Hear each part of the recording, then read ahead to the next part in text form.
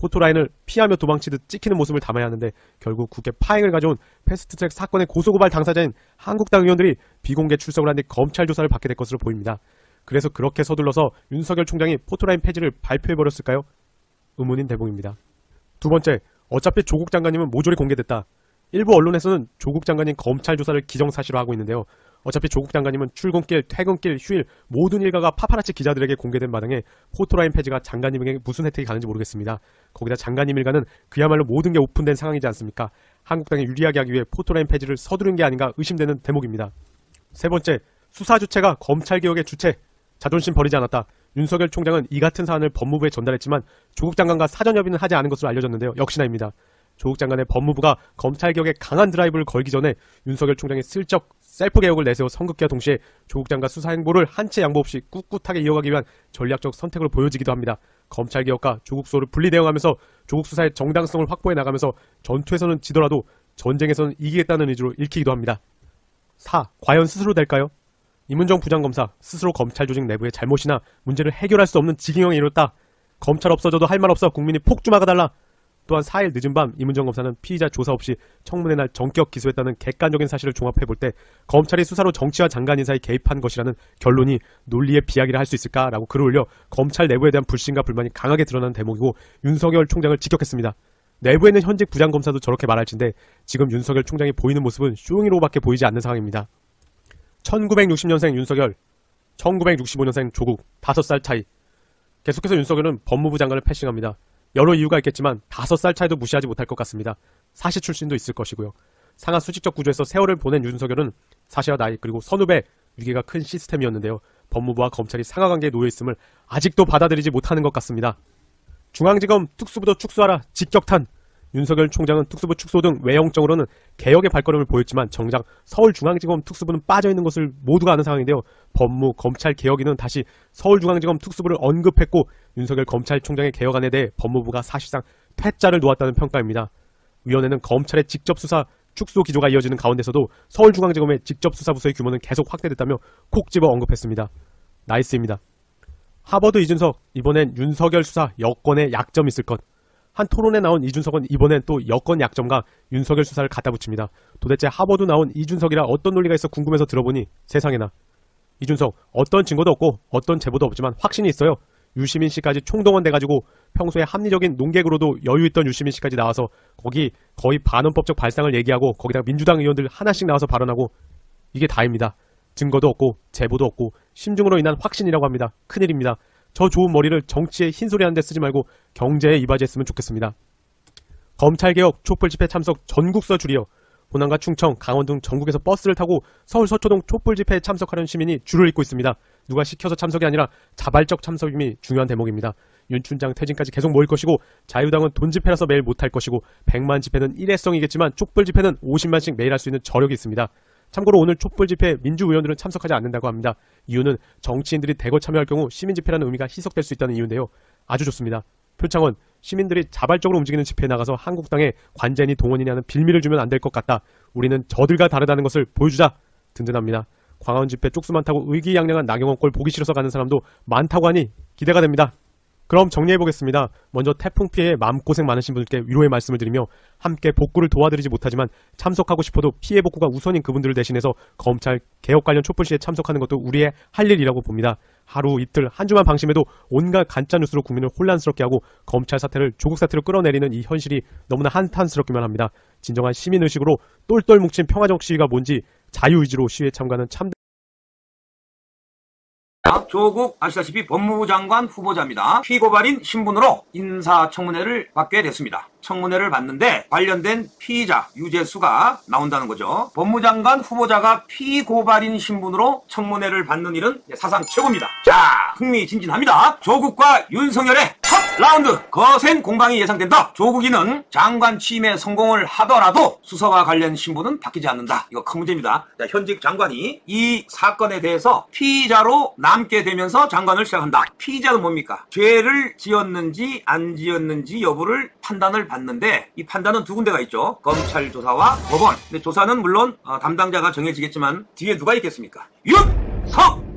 동부지검은 조국에 대해서 피고발인이자 피의자 신분이며 아직 수사가 진행 중이어서 구체적으로 설명은 하기 어렵다. 문재인을 제외하고 현직 서열 2위 조국이가 현재 수사를 받는다.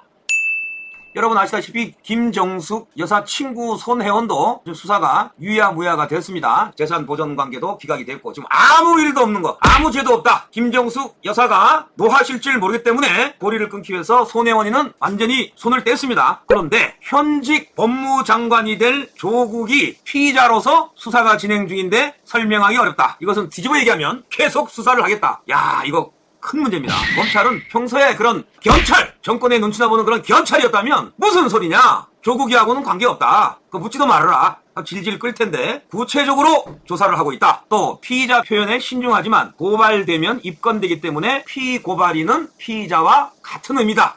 세게 나왔습니다. 다만 혐의가 뚜렷해야 부담 없이 피의자로 부른다. 이거는 윤석열이 검찰 동부지검에서 혐의가 뚜렷해져야 부담 없이 피의자로 부른다. 양손에 조국이 모가지를 놓고 우리가 조국이는 풀어줄 수도 엮을 수도 있다. 자, 지금 검찰하고 조국은 이미 한 달 전부터 공수처, 뭡니까 공수처가 문재인 대통령이 퇴임 후에 안전을 보장받기 위해서 현직 검사, 판사, 경찰, 소위 말하는 3대 권력기관을 조사, 구속, 기소할 수 있는 검찰 위의 기관이 공수처입니다. 이거를 설치를 강하게 밀어붙이는 것이 조국. 절대 안 된다. 과거의 문무일, 현재 검찰 입장입니다. 검찰이 기소를 독점하고 있는데 공수처가 생기면 검찰은 그야말로 밑바닥에 개처럼 기는 최악의 상황이 된다. 그래서 이번에 유재수 비리 사건으로 단단히 조국을 포위하고 심하게 얘기하면 집어넣겠다. 세게 나왔습니다. 이 수사는 고발 내용으로는 본격 진행이 어려워 시간이 필요할 것으로 알려지고 있죠. 사법위원회 김도읍 간사는 청문회에서 조국이 여권 인사들에 대한 검찰 수사를 주요 정점으로 다룰 계획이고 조국 자체가 수사 대상이 될 수 있는데 그에 대한 입장을 청문회에서 요구할 것이다. 라고 이제 입장을 밝혔고 올해 초 야당, 특히 자유한국당은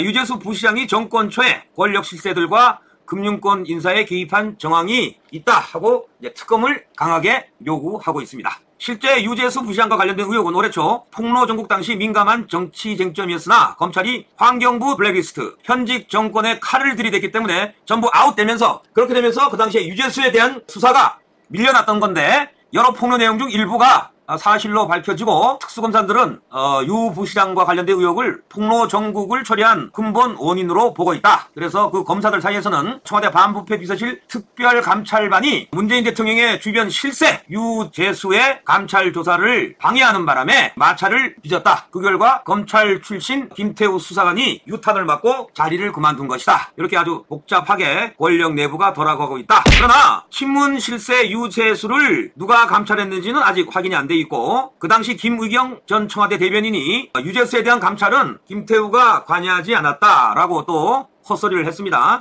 유재수 부시장 감찰은 특감반에서 파견됐던 수사관이 맡았는데 청와대에서 압력을 넣어서 이 사건을 덮었다. 그럼 만약에 검찰이 조국을 유재수와 관련된 비리로 엮게 되면 이거는 간단한 문제가 아닙니다. 이번에 새로 임명된 검찰총장 윤석열이 그동안에 과연 문재인의 하수인이냐 아니면 검찰 조직을 살리는 검찰의 영웅 박근혜 대통령의 그 당시의 권력에 정면 도전하면서 국민검사로 거듭 태어났지만 문재인 정부에서 중앙지검장을 하면서 박근혜 이명박을 감옥에 집어넣고 또 나머지 100여 명에 이르는 당시 공무원들을 직권남용으로 무리한 수사를 해서 4명이 자살을 하고 엄청난 파장을 일으킨 장본이라서 국민들은 윤석열이 영웅이 될 것이냐 문재인의 개가 될 것이냐 지금 두 눈을 부릅뜨고 보고 있는 상황에서 의외로 상당히 일찍 조국과의 한판 전쟁이 시작된 것입니다.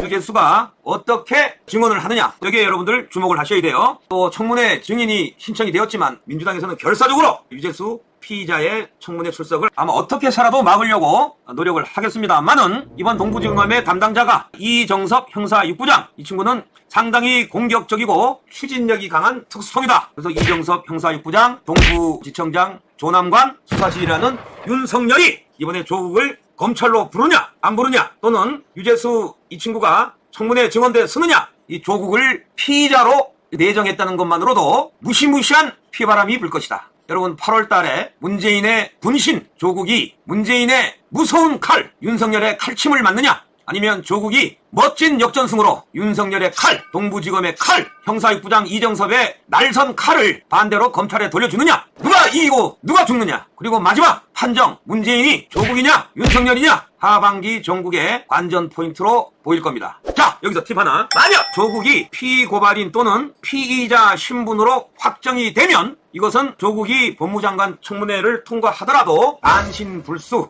그리고 문재인의 오른팔이냐 왼팔이냐, 누가 문재인의 복심이냐 하는 싸움에서 일단 윤석열이 한 수 접고 조국의 등을 올라타고 가장 강력한 권력 실세로 자리매김할 수 있겠다, 이렇게 예상을 하고 있습니다. 더 나아가서 문재인 입장에서는 정권 초기에 누구를 2인자로 삼았습니까? 조국, 윤석열 아닙니다. 임종석입니다. 임종석이 당시에 2위, 지금 어디 갔습니까? 종로 편의점 뒷골목을 돌아다니면서 선거를 준비하고 있습니다. 임종석을 언론에서 한 자라도 보도합니까 지금? 임종석이 지금 어디 있는지 아는 사람이 아무도 없죠. 임종석 이후에 거의 모든 언론에서 가장 최근에 언론에 노출된 사람이 누굽니까? 바로 조국입니다. 그런데 그 조국을 피의자로 세울 수도 있다. 임종석과 같은 처지로 법무부 장관이 되기도 전에 보따리를 쌀 수도 있습니다. 아마 그래서 서울대 교수 사표를 내지 않고 휴직 처리를 했을까요? 좀 더 지켜봐야 되겠죠. 자, 이렇게 되면 만약에 이번에 윤석열이 조국을 집으로 보내버리면 내년 총선까지는 임종석과 조국이 대면했던 그런 언론이 윤석열에게 상당한 포커스가 진행될 가능성이 많다. 임종석은 정권 실세 1위일 때 어떤 수식어가 붙었습니까? 차기 대권 주자. 자, 조국은 청문회 피의자 신분을 떼고 문 대통령이 강력히 없던 일로 하고 법무부 장관으로 들어오면 윤석열은 조국 밑으로 들어가고 조국은 강력한 차기 대권 주자가 됩니다만은 이번 권력 투쟁에서 조국이 낭만하면 앞으로 윤석열이가 차기 대권 주자가 될 수 있다 하는 얘기가 나올 가능성도 있습니다.